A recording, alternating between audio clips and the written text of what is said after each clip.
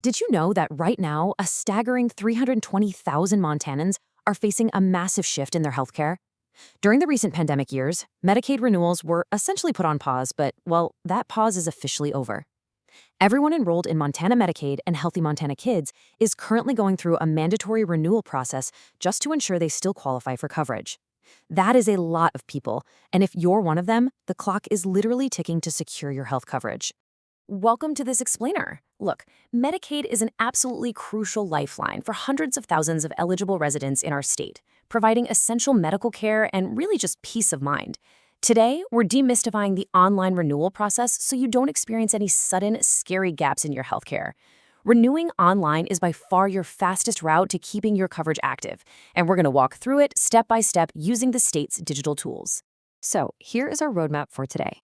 We'll quickly cover eligibility requirements and preparation, finding the right website, filling out the renewal application, troubleshooting, important deadlines, and finally, practical tips and best practices. Let's get right into it. Section 1. Eligibility requirements and preparation. Our very first critical step is understanding exactly who qualifies and what you need to gather up before you even open your web browser.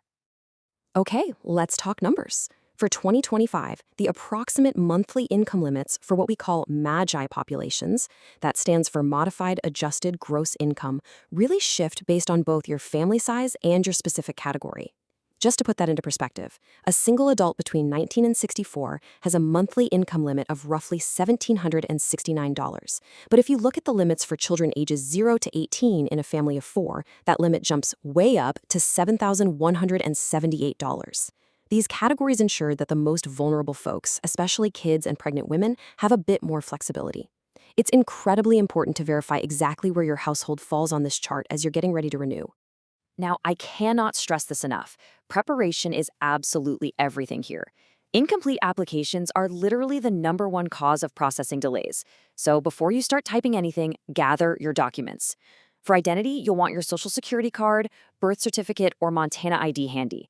For income, grab those award letters or pension statements. And here's a big one. If you are part of a non-MAGI group, like aged, blind, disabled, or long-term care beneficiaries, you are subject to an asset test. That means you need your financial docs ready, including at least 3 months of bank statements, plus any life insurance and retirement account information. Trust me, having these in a folder on your desk will make the online process so smooth, and it'll save you from tearing your hair out searching for a random bank statement later. Moving right along to Section 2, finding and accessing the right website. Knowing exactly where to go and how to log in securely is half the battle, right? When you head directly to apply.mt.gov, you're going to hit the state's self-service portal login. If you haven't been there in a while, you'll notice the state now uses a multi-factor authentication system called Okta to keep your private health info totally secure. To create or access your account, you've got to have an active email address, one that you can check right then and there to verify your login. You'll just fill out your email, create a solid password, and enter your name. Again, make sure it's an email address you actually know the password for, because they're going to send a verification link you have to click to activate the whole shebang. All right, Section 3, filling out the renewal application. With your account created, we have reached the main event of our explainer, the digital application. Before you can actually hit renew, you have to tell the system who you are by linking your existing Medicaid case to your new online account.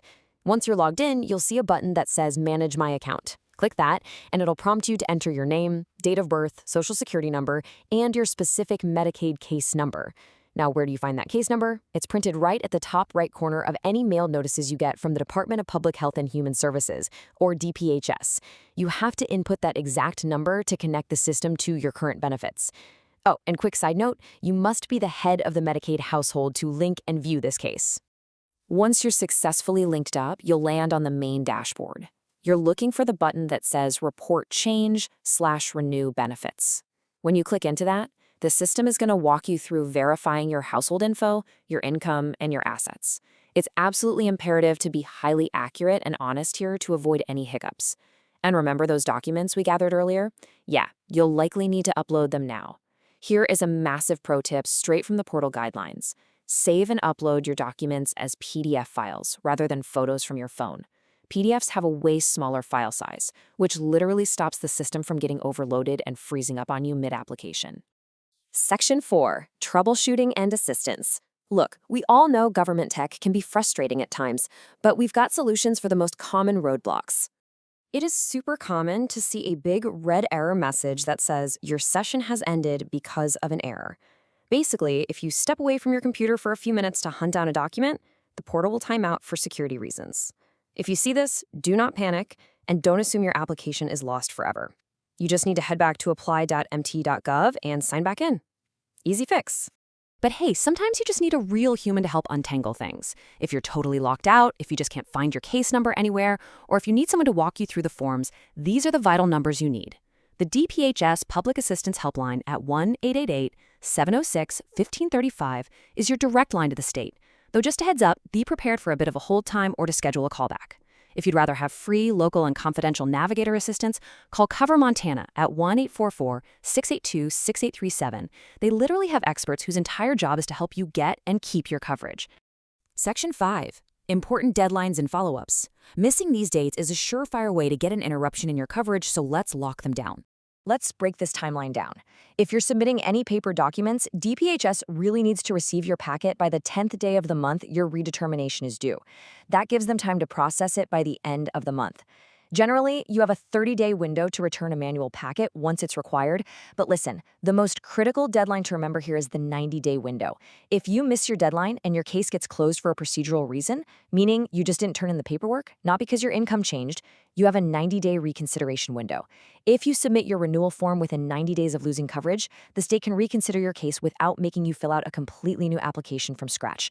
That right there can save you hours of work. Section 6, Practical Tips and Best Practices. We're in the home stretch, so let's cover some actionable insights to help you avoid the system's most common traps. Treat these next points like absolute traps to avoid. Number 1, never ever treat DPHS mail as junk mail. Open it the day it arrives. Number 2, don't just assume the system will automatically renew you. While Montana does use an automatic process called ex parte for many cases, it doesn't work for everyone, and if it fails, it's on you to respond. Third, if you're in an asset-tested group, you absolutely cannot forget to sign the asset verification authorization. Without that signature, the state can't check your bank records, and your renewal just stalls out completely. Fourth, a massive misconception, do not assume that if a parent loses coverage, the kids automatically do too. Children under 19 actually get 12 months of continuous eligibility regardless of family income changes. And finally, if you are denied and want to appeal, do not wait too long to request a hearing. Filing before the action takes effect is what keeps your coverage running while you actually go through the appeal. Setting up account alerts is an incredible best practice. Inside your portal settings, I highly recommend checking the box for U.S. mail plus email notifications. Relying solely on the Postal Service can be pretty risky if you've recently moved or if the mail just gets delayed. By opting into both, you guarantee you get an instant digital ping the exact moment the state needs something from you, ensuring you never miss a critical update. So don't let the bureaucracy intimidate you. By using the online portal at apply.mt.gov, you save time, you gain a clear digital paper trail, and most importantly, you ensure continuous, uninterrupted medical coverage for you and your family. Gather those documents, check your mail, and log in today. If you found this explainer helpful, please share it with friends, family, or neighbors who might also be navigating this process right now, and be sure to subscribe for more clear, structured explanations of the systems that impact your everyday life. Just a quick note as we wrap up, this explainer is strictly for informational purposes. Every single family's financial situation is totally unique, so please contact Medicaid or Cover Montana directly for personalized advice.